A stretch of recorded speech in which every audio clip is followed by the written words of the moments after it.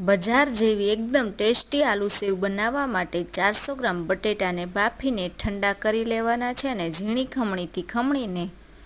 એમાં 1 ચમચી મરી પાવડર, 2 ચમચી પાણીપુરીનો મસાલો, 1/4 ચમચી લીંબુના ફૂલ, સ્વાદ મુજબ મીઠું નાખી મિક્સ કરીને તેમાં 1/2 કપ બેસન, અડધો કપ ચોખાનો લોટ, 2 ચમચી ગરમ તેલનું મોણ નાખી બરાબર લોટ બાંધી લેવો અને આમાં પાણીની જરૂર નથી પડતી।